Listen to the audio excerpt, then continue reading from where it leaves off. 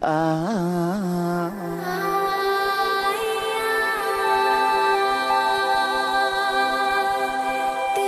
sáo ai lững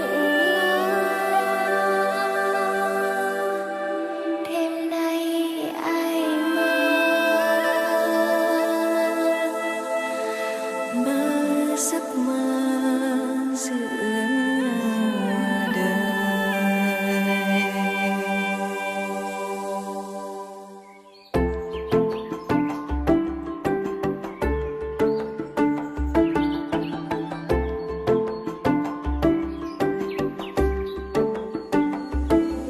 Để Mỹ nói cho mà nghe, tâm hồn này chẳng để lặng lẽ.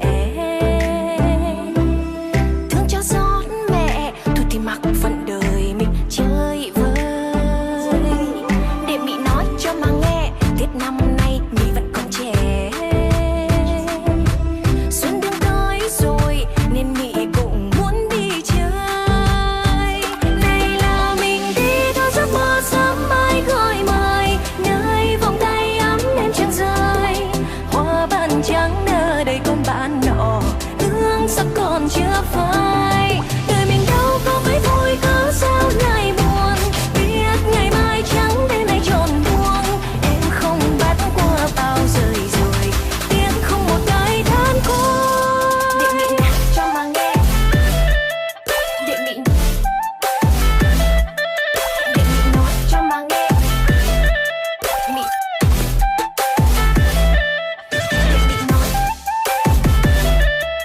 còn trẻ. Nói qua đi.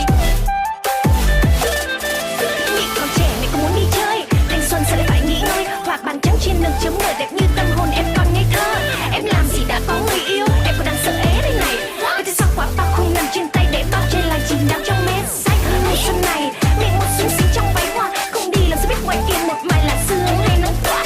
Cơ hội này mẹ sẽ nắm lấy, mẹ không cần một ai dắt tay và hết hôm nay mình sẽ trốn khỏi nơi đây. Để Mỹ nói cho mà nghe, tâm hồn này chẳng để lặng lẽ.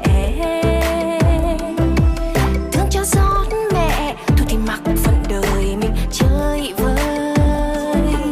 Để Mỹ nói cho mà nghe, Tết năm nay mình vẫn còn trẻ.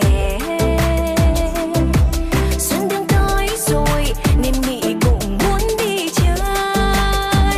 Này là mình đi theo giấc mơ sáng mai gọi mời, nơi vòng tay ấm em chẳng rơi. Hoa ban trắng nở đầy con bạn nọ, hương sắc còn chưa phai. Đời mình đâu có mấy thôi, cớ sao lại buồn. Biết ngày mai trắng đêm nay tròn buông. Em không bắt qua bao rời rồi, tiếng không một cái than côi. Để Mỹ nói cho mà nghe.